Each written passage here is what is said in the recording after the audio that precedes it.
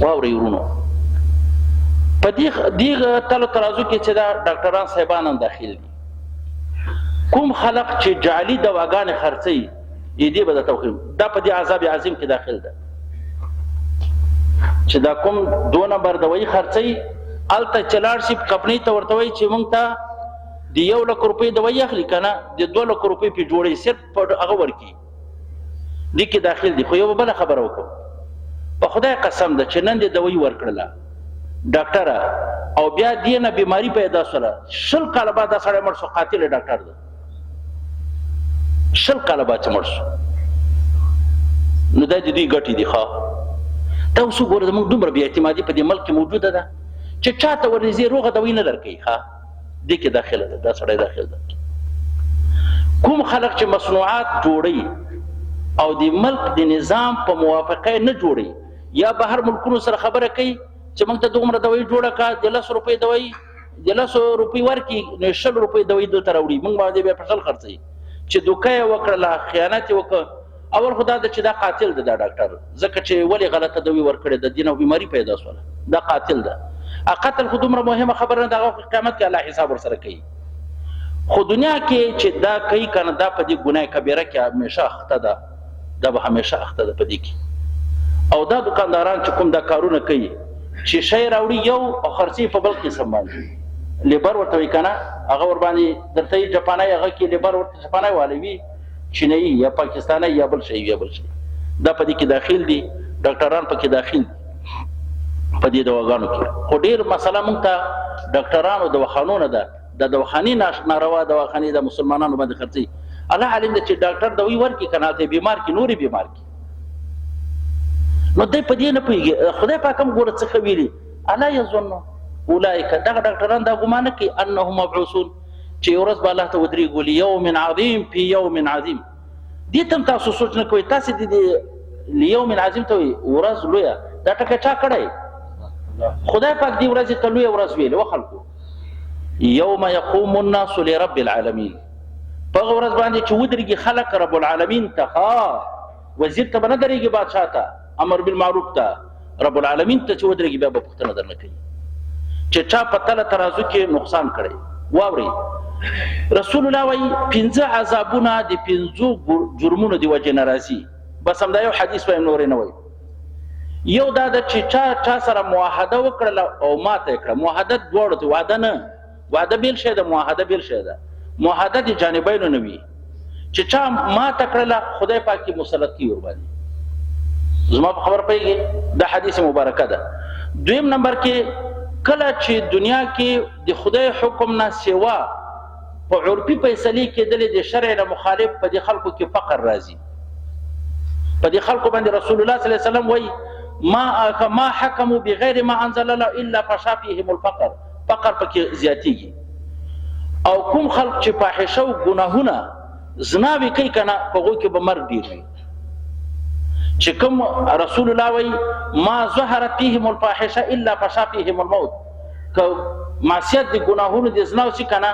نو دا به مرګ پکې راځي خو واورئ زناکار مسلمان سړی له هغو الله نه مړ کوي وخلکو یې 2 خبرې ته وکړم 3 کسان الله نه مړ کوي له هغو پورې چې دنیا کې انتقام ترې نه وانخلي یو ظالم نه آخرت خو یاسې ده ظالم تر هغو الله نه مړ کوي چې دنیا کې الله خپل انتقام ترې نه وانخلي یو چې چا مور پلار ناراضوي یو چې سپینګیری بوډا وي که نه او زنا کوي او مسلمان زناکار تر هغو الله نه مړ کوي چې یو ورځ د فقیرۍ درد پې ونه ګوري د فقیرۍ درد او ما سره ډېر هغه دي په دې مسله باندې دا به پې کوي دغه هم یاسې د حدیث پې ویلې بل حدیث کې راځي ولا تخف المکیال الا منع النبات کله چې دنیا کې دا تطفیف شروع شو لکه دا ما چې تله ترازو کې نقصان شروع شو نو دا بارانو خبره هم کړې ده ځمکه به حاصلات کموي د ګناه د وجې نه د غمونو کې کمبود راځي په مویې کې نقصان راځي او تاسې اوس ګورئ که نن 20 کاله مخکې چې کومې میوې کې دغه اوس نه کېږي موږ خو روزانه د زراعت پوهنځي والا لګیا د غریبان چې موږ کار وکړو نه نمبرې خبره دا د خلکو ته وایي چې ګناهونه مه کوو خپله د زراعت حاصلات ښه کېږي دا خو اعمالکم عمالکم لږ چې د زراعت پوهنځي والا دا ورسره ویلی چې راځئ داسې وکړو چې د خلکو ته یو عمل معروف هم وکړو چې ودې قانه لږ دا کار هم کوه دا موږ اسباب هم استعمالو زه د اسبابو خلاف نه کوم خو لږ کم د الله سره جوړه ساته ښه که څومره اسباب تاسو ورته تیار کړي که نه خو چې دی الله سره جوړه نه ساتي ولا کیفې جوړه کړي دغه زراعت پوهنځي والا دې دا ځان سره شامل کړي خو هلته نور نه پرېږدي وایي نه تا د زراعت کار به کوې خامخا او بل حدیث کې راځي چې کوم خلک مالداران وي زکات یې بند کړه فقیرانو نه الله باران بندوي ښه په ایمان یې مالداران زکات پېژني یاره زه مې نه به پېژني دي ما په نظر که ښه به یې وله ډېر به څه نه پرې وایم ښه زکات چې چېرته دی چې یو ناشنا حکم ده ښه وایي دا جزیه ده ثعلبه که کوم یې و هغه هم دغه ویلي که نو ان هي الا جزیه او اخت الجزیه پیغمبر چې کله حکم د زکات ورکړي وایي دا یا جزیه ده یا خور د جزیه ده ښه نو چې کله مالداران زکات بند کړي که نه الله باران بندوي اوس به بند کړی ده لکه ماشاءالله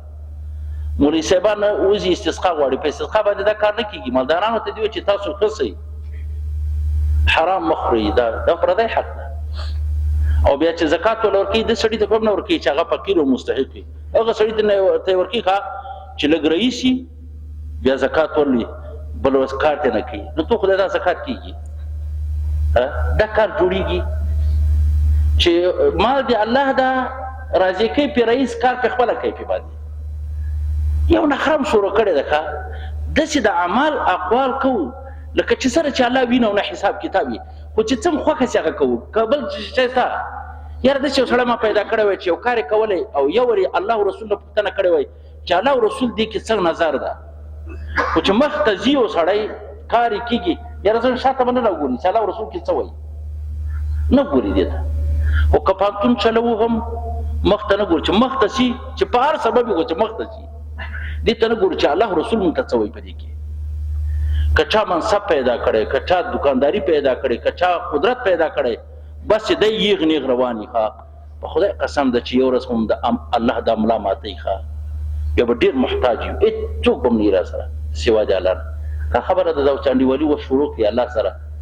انډیوالي اوس ښه ده چې ښه قدرت ته وي صحت ته وي الله بیا ډېره ښه انډیوالي کوي او چې سپین ږیری سې که در کوده کې ناداني در جواني مستې پس کوي خدا پرست بیا لا انډیوالي نه کوي هغه ځواني کې څنګه چلو او ځواني د صحت ته هر ښایسته ده چې الله سره کوي هغه ځوان به د هر سوري لاندې ناست چې په ځواني کې عبادت کړی او نور چې بیا سړی بوډا شي خامخا به بیا جومات ته به ځي ځکه بل کار لري نه خامخا به ځي زور لګول پکار دی چې الله سره انډیوالي په قدرت په طاقت په دولت په صحت کې وځي الله دې موږ تاسو نه د دین خدمت واخلي